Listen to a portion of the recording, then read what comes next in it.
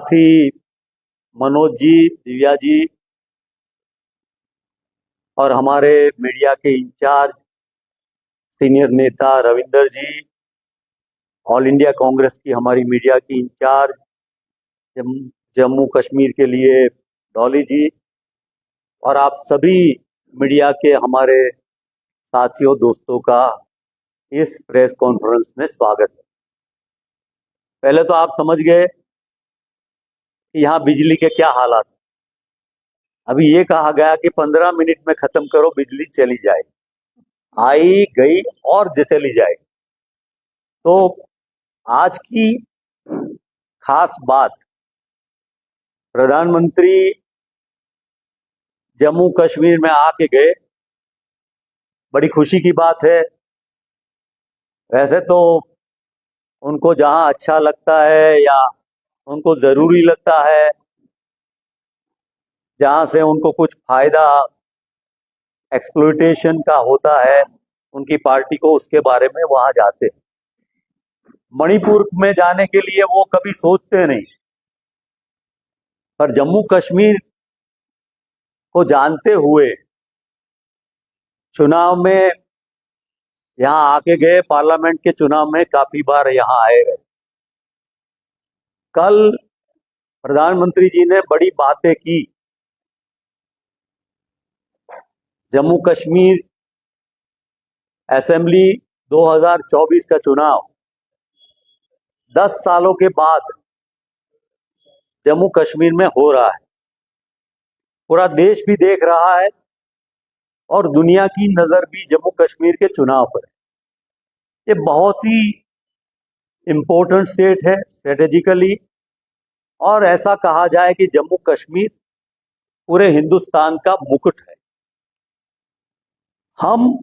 हमारी party Congress party सालों से यहाँ जम्मू कश्मीर के लोगों के लिए, उनकी खुशहाली के लिए,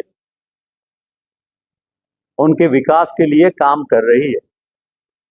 हालांकि आपने भी देखा कि प्रधानमंत्री ने आके जो बातें की, तो मुझे लगता है कि सबसे पहले हमने उनके सामने जो ये चार्जशीट रखा बीजेपी गवर्नमेंट के सामने, तो ये चार्जशीट के बारे में उन्होंने कतई एक भी शब्द नहीं निकाला।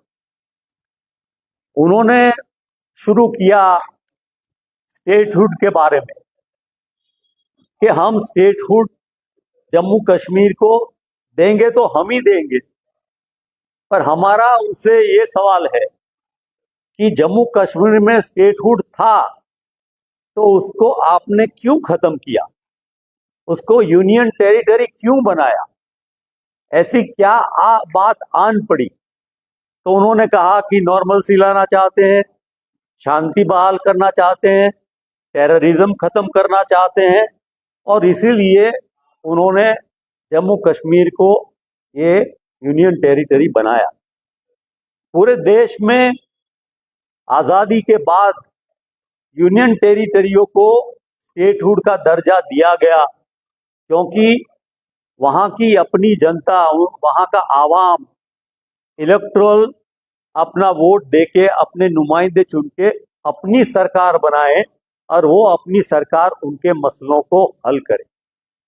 राहुल जी जम्मू कश्मीर में आए और उसके पहले जब भारत जोड़ो यात्रा में आए, तो यही लोग पहले तो परमिशन देने के लिए मना कर रहे थे कि आप जम्मू कश्मीर में आएंगे तो हालात खराब है, आप नहीं आ सकते, डराने की कोशिश की। पर ये हमारा ऐसा जननायक जिसने कहा वो कहीं डरते नहीं है, किसी बात से डरते नहीं है, वो जनता के साथ है, जनता के लिए जिंदा रहते हैं, जनता की भलाई के लिए जिंदा है। तो इसलिए वो भारत जोड़ो यात्रा में जम्मू से दाखिल होके कश्मीर तक गए और जम्मू कश्मीर की जनता ने उनको बहुत प्यार और आशीर्वाद दिया।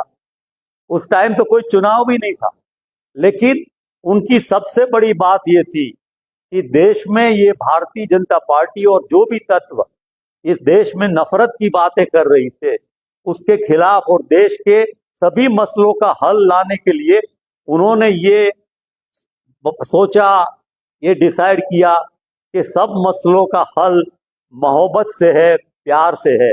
इसलिए नफरत के बाजार में मोहब्बत की दुकान के लिए वो जम्मू कश्मीर में आए।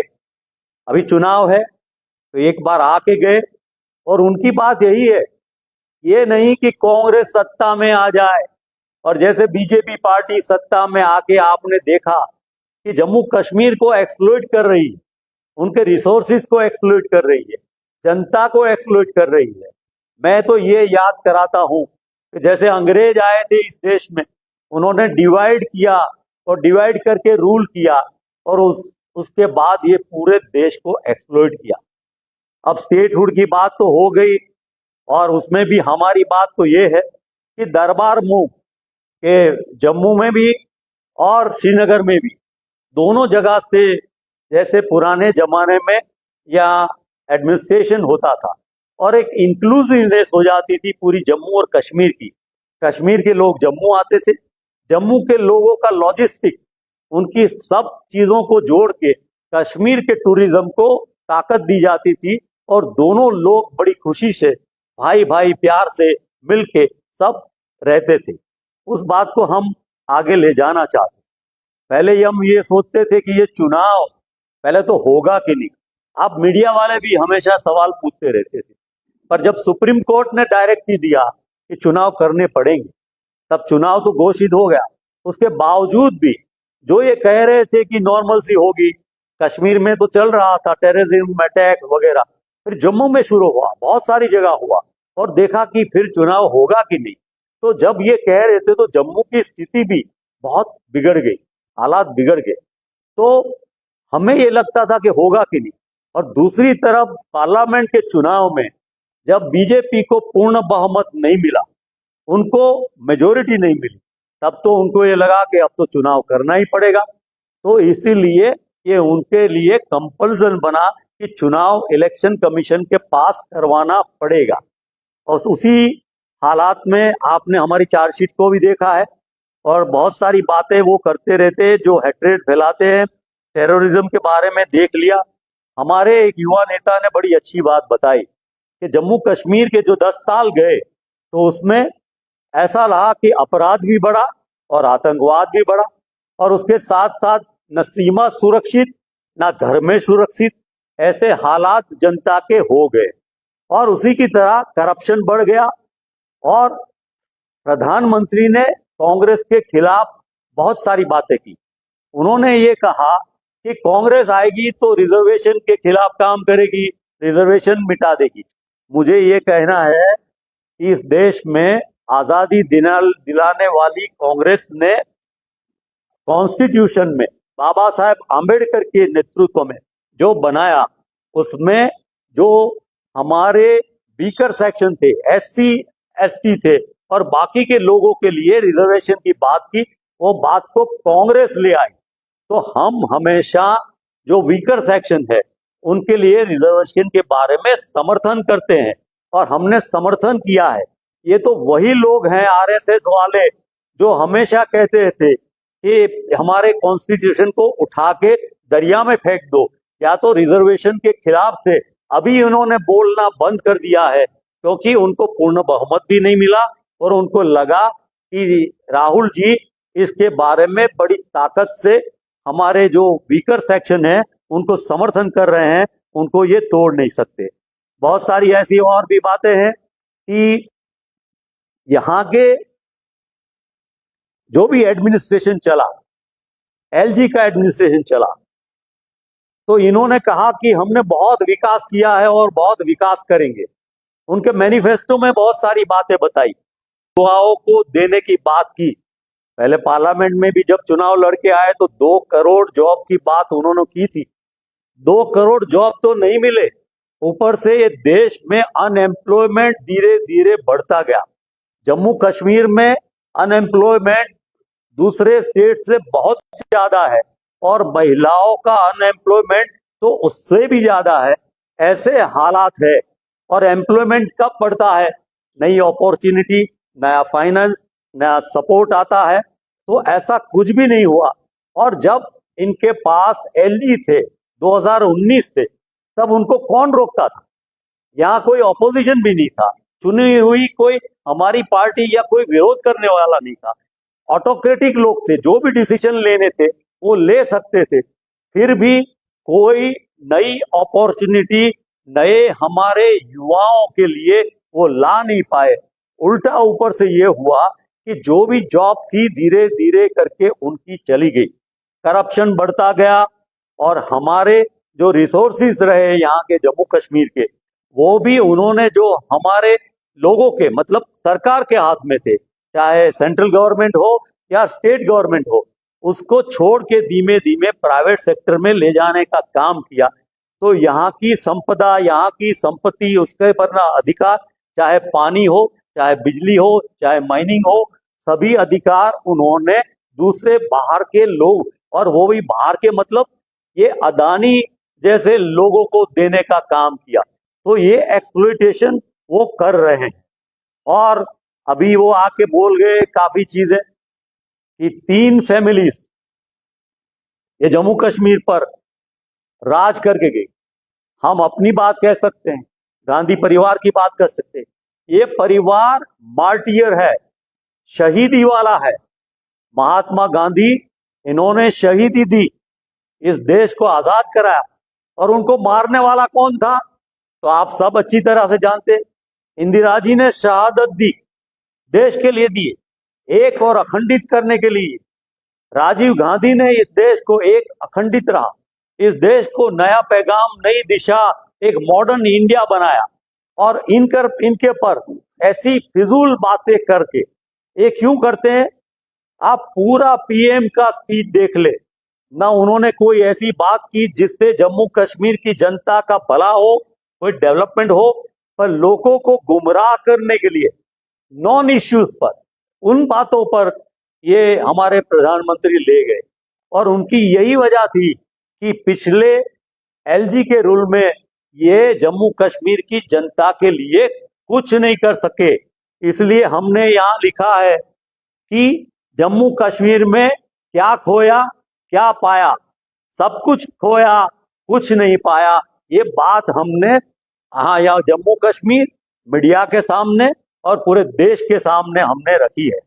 अभी टेररिज्म की बात करें, जब प्रधानमंत्री आए तो जब डोडा में वो मीटिंग करके बात कर रहे थे, तो बगल में ही किश्तवाड़ में हमारे 2 जवान शहीद हुए और 2 और घायल हो गए। और अभी भी मेंदर में आप जानते हैं कि फायरिंग वगैरह चल रहा। जम्मू पहले ऐसा नहीं था और जम्मू भी वल्नरेबल हो गया। लोग अभी जम्मू के लोग ये सोचते हैं कहां से कहां कैसे हो जाएगा और मुश्किल हो जाएगा, पर अभी जनता चुप है। जनता चाहती है कि इसका जवाब आने वाले समय में 4 अक्टूबर को जम्मू कश्मीर में जब रिजल्ट आएगा, जम्मू कश्मीर की जनता करारा जवाब ये बीजेपी पार्टी को देने वाली है। तो किश्तवाड़ के मतलब हमारे जो शहीद जवान हुए उसके बारे में नहीं बोले। हम बड़े दुख की बात है। सवाल राजनीति में सत्ता लेने का ही नहीं, पर लोगों के सेंटीमेंट, उनके प्रति सहानुभूति, उनके प्रति प्यार, इसके बारे में हमें सोचना चाहिए, करना चाहिए। अब इसके साथ साथ आप जानते हैं कि हमारा मैनिफेस्टो, पहले तो ये कहा कि एनसी का मैनिफेस्टो, पीडीपी का मैनिफेस्टो, उसके बारे में चर्चा की, और उन्होंने कहा कि कांग्रेस का भी मैनिफेस्टो। अरे हमारा मैनिफेस्टो आना बाकी है, हमारी गारंटीज अभी निकल रही है, उसके बारे में हम आपको बता रहे हैं। उसमें काफी चीजों का जिक्र किया गया है। और जो बात प्रधानमंत्री या उनके होम मिनिस्टर उन्होंने जो भी कही है, हमारा मैनिफेस्टो हमारा कांग्रेस का मैनिफेस्टो है। कांग्रेस की फिलोसॉफी कांग्रेस की फिलोसॉफी है, कांग्रेस की आइडियोलॉजी कांग्रेस की आइडियोलॉजी है। हम अपने विचारधारा पर काम करते हैं।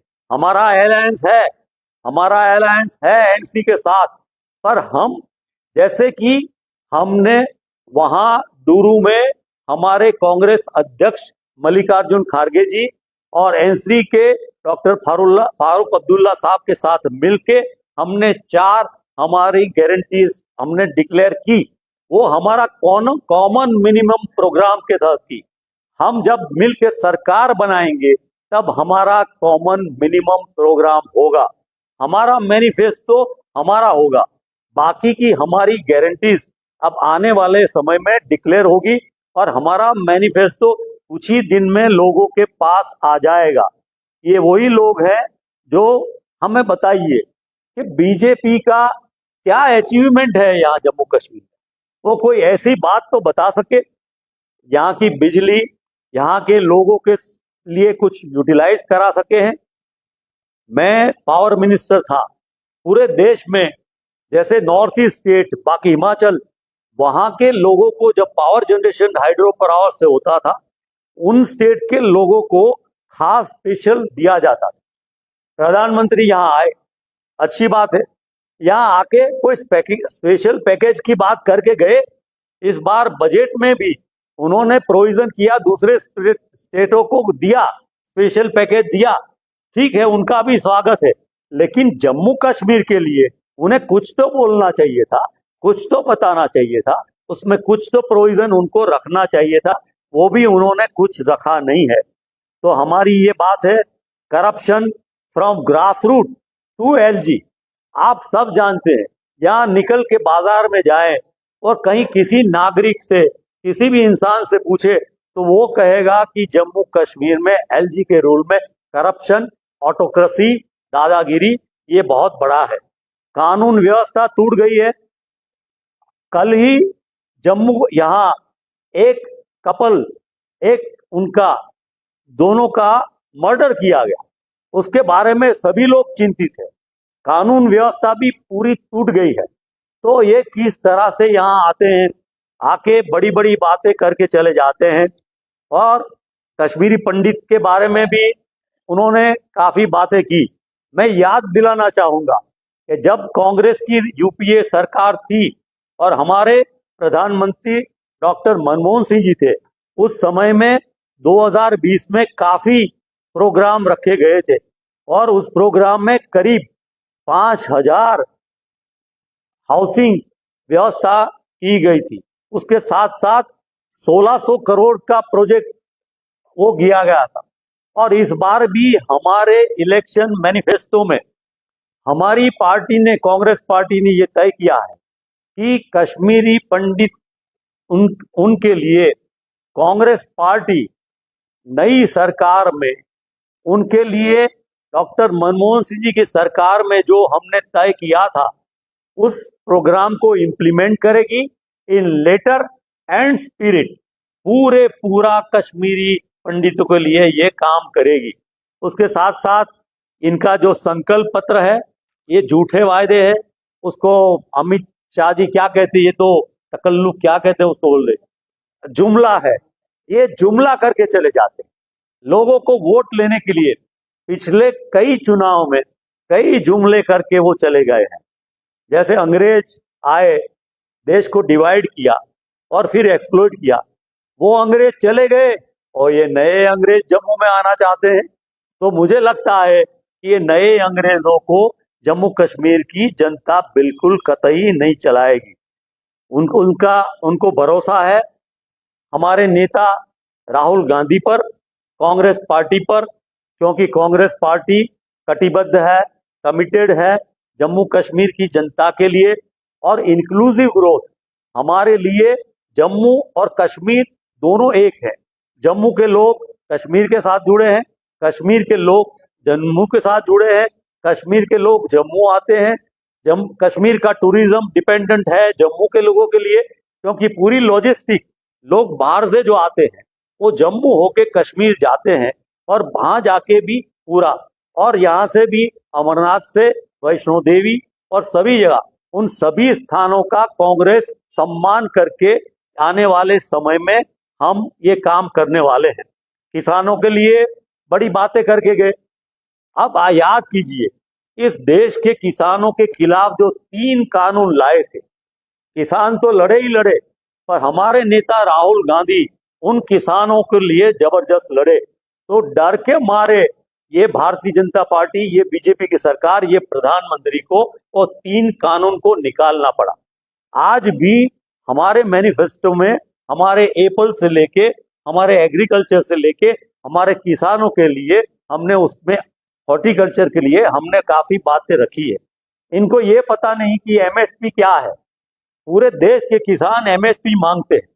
कांग्रेस राहुल जी का नेतृत्व में कहा है कि हम किसानों को एमएसपी दिला के रहेंगे। ये एमएसपी का ना एम बोलते हैं, ना एस बोलते हैं, ना पी बोलते हैं। इनको कोई लेना देना नहीं किसानों को।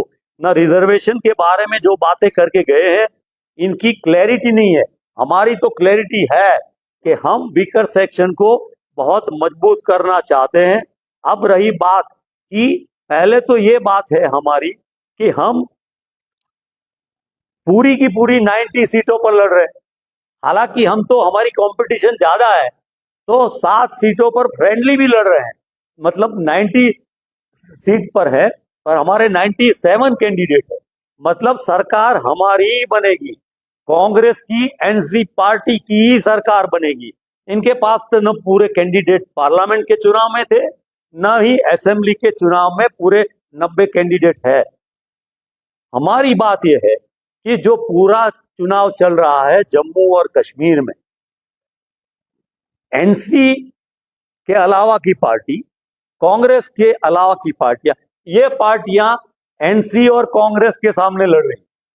तो हमारी ये दो पार्टियां मिलके, हमारी गुजारिश प्रार्थना है कि जम्मू कश्मीर की जनता सब मिलके इस बार जम्मू कश्मीर के हमारे नुमाइंदे, कांग्रेस के एनसी के नुमाइंदे को ही चुन के भेजेगी। और इसमें कोई राय नहीं है, दो राय नहीं है। और आने वाले समय में मीडिया भी हमारा साथ देगा।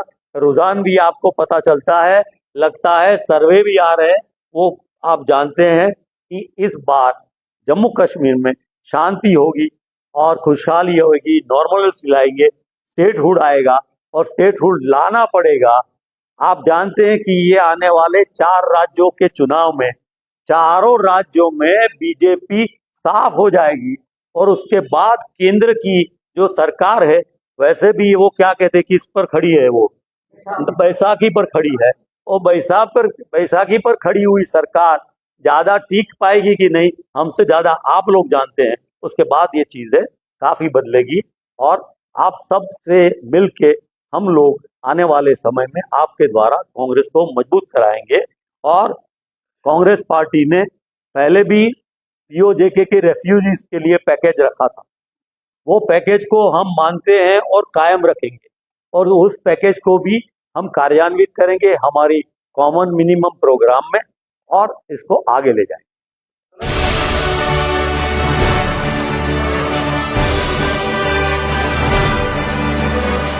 राम आदमी बड़े काते नेता हैं। उन्हें आख्या राणा इत्थे दा राजा है, राणा इत्थे दा महाराजा है। राणा ते तुहाडे पैरें दा नौकर है, सेवादार है, ताबेदार है।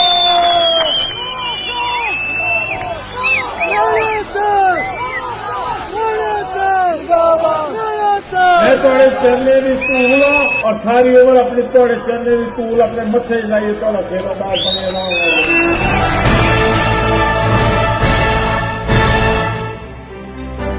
कमल का बटन दबाएं, भाजपा को जिताएं।